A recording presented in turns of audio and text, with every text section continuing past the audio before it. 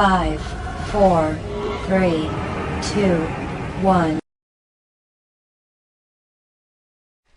Installing Active Directory. In this nugget, we'll be talking about installing Active Directory. And you might think to yourself, well, James, didn't we do that in the last nugget? Yes, we did, but we're going to do it in a few different ways here. For example, in the last nugget, we did install Active Directory, but now we need to maybe install additional domain controllers for purposes of load balancing and to make sure that you have a failover solution in case one of the domain controllers goes down. We also have the child domain that we might install here as well. In this case, we'll install west.nuggetlab.com.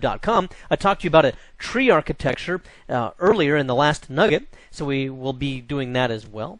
And then we'll talk also about upgrading. This is a lengthy process, and it involves several reboots throughout the process. But it's not necessarily to go through each individual step of upgrading. It's really pretty simple. The main thing to keep in mind here is that we need to prepare the schema. I'll show you how to do that so that you can have a successful upgrade. Also, we'll talk about removing Active Directory. You might need to do that if you need to decommission a server. Maybe it's old hardware that you're going to dispose of or something like that, and you need to remove Active Directory from it. Certainly, you need to remove Active Directory rather than just disconnect it from the network and dispose of the server, because the rest of Active Directory, all the other peer domain controllers and everybody else, all the other servers in the forest, are going to expect to see that domain controller, and if you don't properly remove it, those other domain controllers will get confused. In the last nugget, we took a look at installing a domain controller, and we did just kind of a basic installation. Well, guess what I did? I actually uninstalled the domain controller. Now, how do I do that? I just ran DC promo, and then it takes you through a handy little wizard, which you just next finish your way through, and it's pretty simple. But why did I uninstall that role? Because I wanted to show you a couple of other ways of installing it, and one of them I alluded to in our last session. That makes it sound like we had therapy together or something like that. You know, it's probably, by the time you're done with this, you might need therapy. But anyhow, I decided to go ahead and create a text file this time so that I can show you how that's done. Now, I showed you in the last nugget that at the end of the wizard, you can export it to a text file, and that's what I've done here. And I just named it here, DC promo install forest root. Just to make it sense for myself. Also, I'm going to make this file available for you up on nuggetlab.com. So this is a public internet website that you can use to download accompanying files and support files for all of the nuggets that we create, the videos that we create here at CBT Nuggets. So anyway, this is what it looks like, and it also gives you the usage right here, which makes it real handy to be able to use. In fact, I'm just going to select on that and copy that, and I'm going to actually use it in the command line. And then we have just the sections here, DC install. It's going to be a replica or a domain. It's going to be a domain installation in a new forest, and this is the name of the domain. And it's going to be Forest Level 2, which means it's going to be Windows Server 2003 DFL, or Forest Functional Level, FFL. Then Domain Net BIOS name is Nugget Lab. We didn't really see that in the wizard last time, but if you go to the advanced options in the wizard, you can see that or expose that option. We don't really need it in the wizard we did, so I didn't show it to you. Then we also have Domain Level 2, which is also going to be Windows Server 2003. We're going to install DNS. We're going to make it a global catalog. We're going to not create a DNS delegation because we don't have other DNS servers that we're trying to reference here. We're going to create a DNS zone from scratch. We have the file paths for all of our database, log path, and sysvol. And then what we're going to do is to set the safe mode administrative password to kind of a default password that we use here in Nugget Land, where we're just going to meet the complexity requirements and length, and that's just kind of a common password that we might see from time to time. Also, it's going to be rebooting upon completion, so that's what we've got going on right there. Now, I'm just going to go ahead and launch this. By the way, you might wonder how I got the command prompt to appear just suddenly like that. Let me cancel out of this and show you. I just adjusted the shortcuts to my accessories command prompt here, where I right-click on it and choose Properties. And within this, I changed it to not start in the profile. By default, it starts in the currently logged on user's profile, but I like to go to the root of C. Makes the command prompt shorter and simpler. And plus, I hardly ever want to be in that profile. And then I just used a shortcut key, Control-Alt-M. I'm also in the options, going into quick edit mode here, which means it allows me to more quickly and easily copy and paste. So, Control-Alt-M pops that open. By right-clicking in quick edit mode, it just pops in my unattended item that I copied out of the text file that we saw a moment ago. And then as soon as I press enter, it's going to go ahead and launch the installation. Now then, here I kind of fast forwarded. You've seen the installation before, so I didn't elaborate on that quite a lot. I just let the answer file do its work. It restarted the computer. Server Manager launches as soon as you log on, and then I've already gone here to the Domain Controller's organizational unit to show you that this very computer that you're looking at right now is listed as a domain controller. So it looks like everything installed just fine.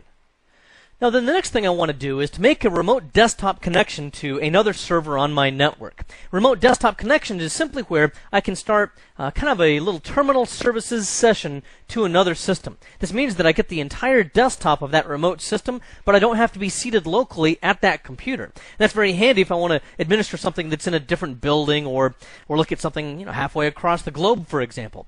In our case, I do have this other system actually pretty close to me, but I want to use this one screen to do all the recording from, so I want to go ahead and show it to you using a remote desktop. Also, the other machines that I have running for purposes of our training and our creating of our CBT nuggets are all going to be located within virtual machines. This is becoming a very common practice among administrators so that we can have high density server space. This means then that I might have a very powerful server with maybe 2 processors or 4 processors on it, lots of hard drive space, lots of memory, but if I have a simple role or service installed on it, it's way overpowered for simply that one role that it might have.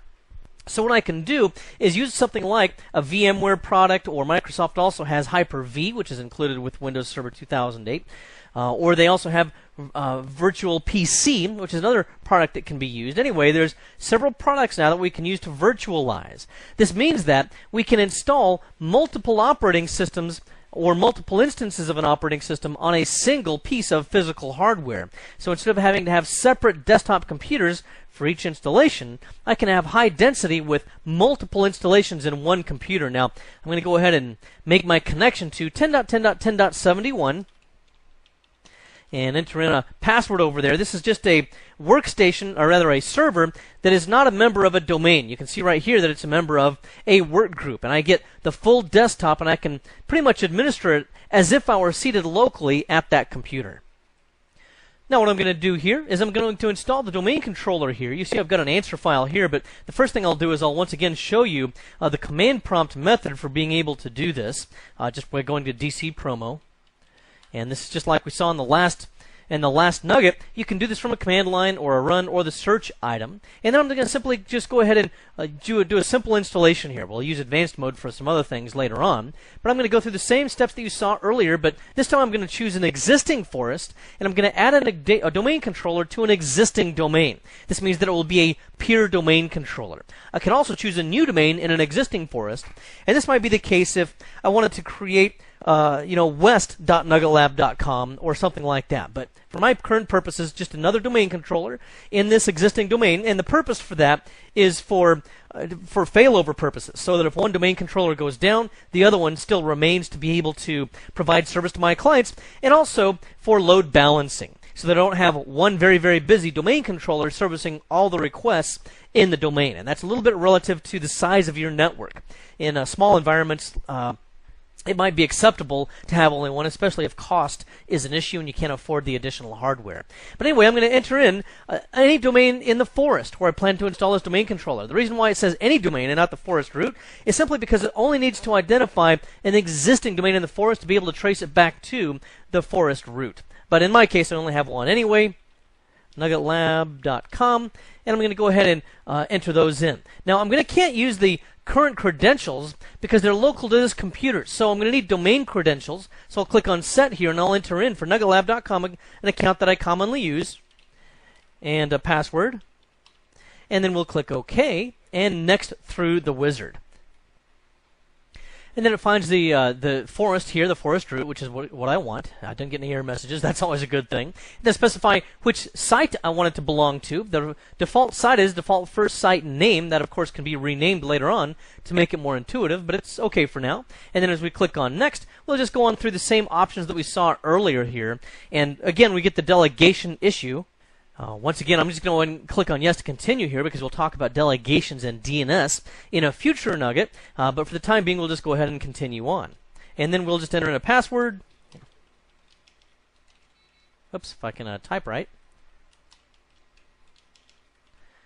And then we'll just go ahead and click on Next and finish, and that would be that. Now, once again, I've already created a file that exports all of these settings, so I'm just going to go ahead and cancel this for the time being, but certainly I could have continued with that. Instead, I'm going to use my Install Peer item right here, and this is going to be very similar to what we've already looked at, so I'm not going to elaborate too much more on this, but I do like to install by text file, by answer file, whenever I can. So I'm going to go ahead and use this item.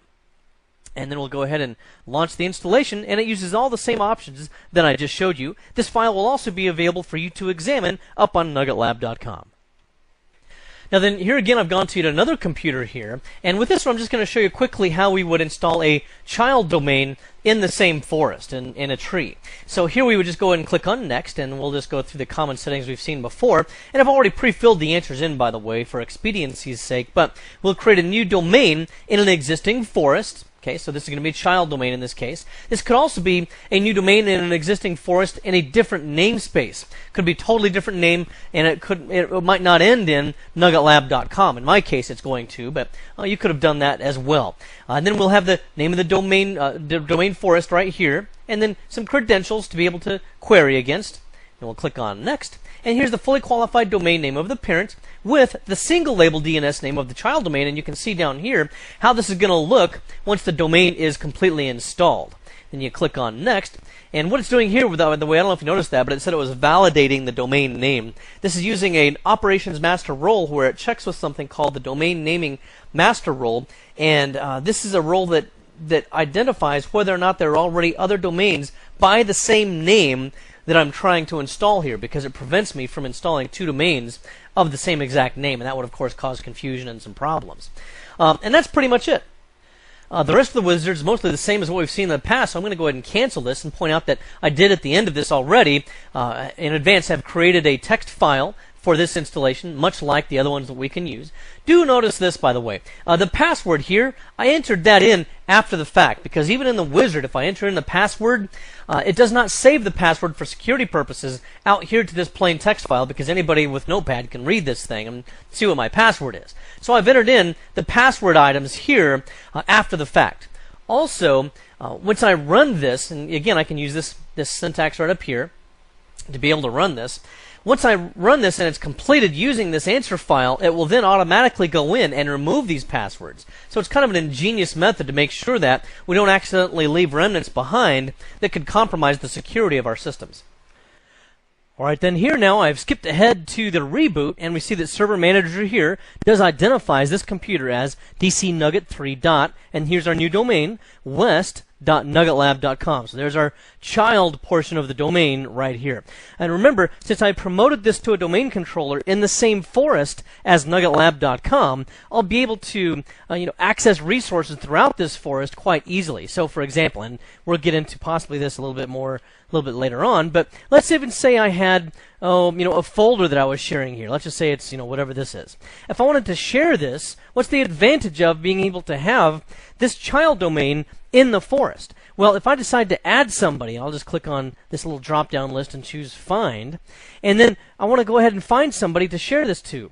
Maybe I want to find somebody in NuggetLab.com or west.nuggetlab.com. If I click on Locations, notice that I can search either NuggetLab.com users, these built-in users or these users, or I can search out of west.nuggetlab.com, and I can look for users here or any other OUs that I create, or these users. So it's very handy to be able to access users or computers from both domains. And I haven't really addressed sharing here, but if I were to complete that share, that would simply mean that people that I select would be able to access this folder over the network.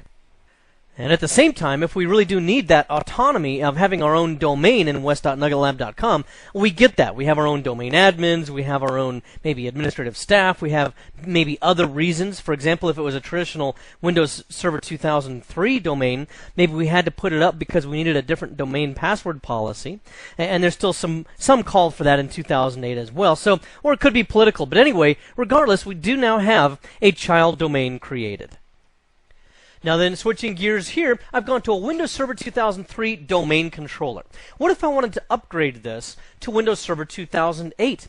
Then would it be able to accept Windows Server 2003's Active Directory that we're looking at right here? Well, in fact, it would not be able to do so because this is an older version of the schema, and I need to update both the domain and the schema to a newer version. So we'll need to be able to do that. The same would also be true if I just left this domain controller as is, and I installed a new Windows Server 2008 domain computer in the network, and I wanted to run DC Promo on that Windows Server 2008 server and make it another peer domain controller in this same domain. Well, see, again, that wouldn't work either because I still have this old version of the schema. So that's going to have to get updated. First of all, let's confirm the version of Windows we're on. And you can see here that I've typed in WinVer from a command prompt. And indeed, I'm on Windows Server 2003 R2 Enterprise Edition. That doesn't matter in particular, but I am on Windows Server 2003's version of the OS. And then I mentioned the schema is outdated. Let me also show you this. Regedit. See, I'm going to do this from memory, so hopefully I'm doing this right. You don't have to memorize what I'm about to show you for the exam purposes, but I'm just demonstrating that we're on the wrong version of the schema for an update. So it's HKey local machine, system, current control set, and then we'll go down here to services, and then NTDS. Let's see if I can get down there somewhere. NTDS, and then parameters. There it is. Okay, what we see here is the schema version is version 31, and that's a representation of Windows Server 2003's schema. But that needs to be version 44. Now, I can't just go in here and change it to 44 in decimal. I can't just do that. What I've got to do is to run a special command from the command prompt to get it there. Now, I didn't really mention what this is, and in case you're not familiar with the registry, just in brief, by the way, what this is it controls many aspects of the operating system, and it gives it the values that it needs to be able to run properly. For example, one of the key components that I think I mentioned earlier in a previous nugget was that Active Directory is really just the ntds.dit file.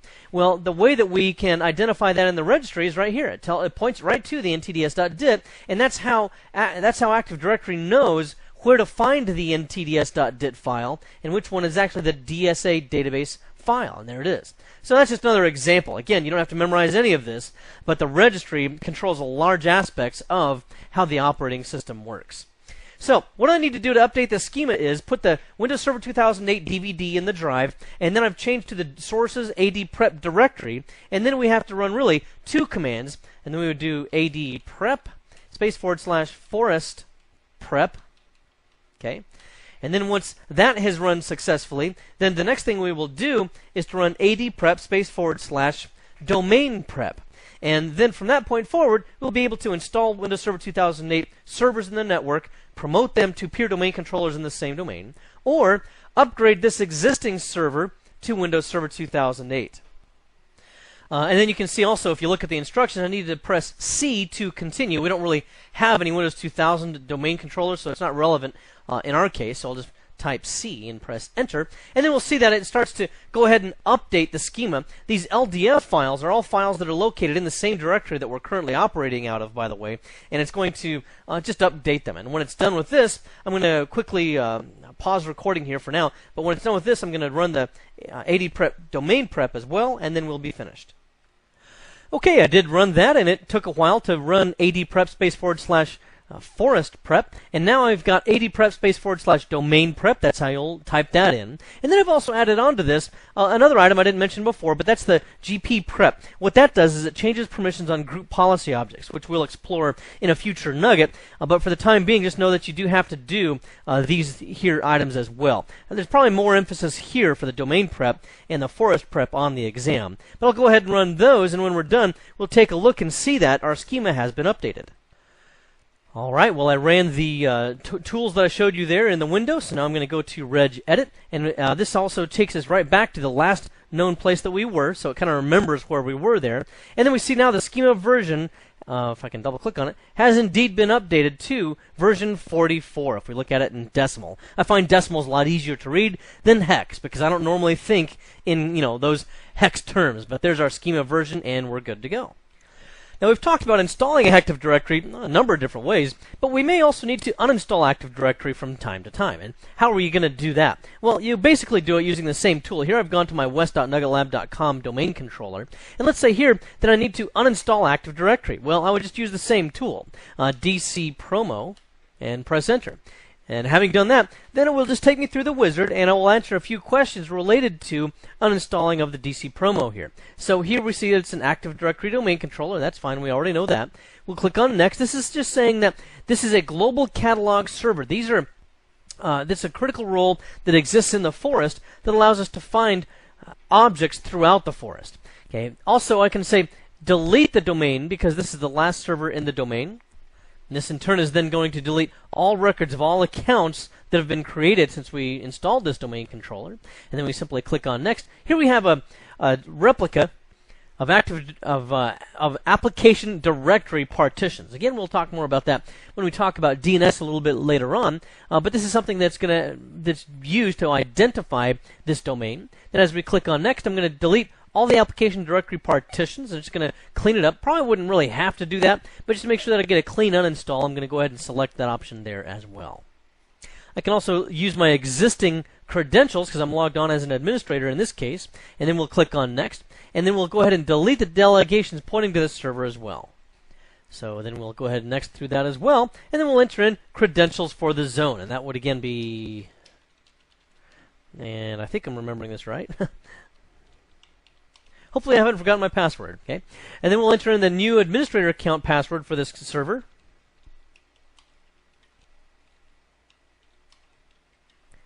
And then that's pretty much it. Also, if we want to decommission a number of servers, notice that we can also export these settings. I found out that these seem to be a little bit iffy. Sometimes they don't quite uninstall very well, but you can give it a shot if you want to. At least the option is there. It might require a little bit of tweaking in that text file, though, to get it to work in certain instances. And then again, we can just reboot on completion again when we're complete. In this nugget, we talked about installing Active Directory, and even though we installed Active Directory in our last nugget, we took a couple of different turns here in this particular nugget. For example, we added a peer domain controller. This is going to be an additional domain controller to help provide domain services to your network, and also to provide load balancing and failover. We also took a look at a child domain, which is part of a tree infrastructure here, and this is where we installed west.nuggetlab.com. And this might be for a different division of your company, or you might have some other logical reason for installing an additional domain instead of an additional peer domain controller, and we discussed some of that in the last nugget. We also talked here about upgrading. Now, upgrading is actually a pretty lengthy process. It takes quite a lot longer than a normal install. And the key thing to keep in mind here is the installation is really pretty easy. The key thing to keep in mind, though, is preparing Active Directory if you're going to upgrade an Active Directory domain controller from, say, Windows Server 2003 to Windows Server 2008. Remember, you have to use the AD prep command to be able to do that, along with the switches that were in the materials that I showed you there. And then also we took a look at removing Active Directory, and sometimes you'll have to do that. Might need to decommission a server, for example, or maybe you need to repurpose a server. If you don't properly remove it from Active Directory, then the other domain controllers throughout your forest will expect to see that domain controller there and attempt to replicate to it and communicate with it, and it'll just run into error after error after error because it can never contact it. So make sure you properly remove Active Directory when it's necessary. Well, I hope this has been informative for you, and I'd like to thank you for viewing.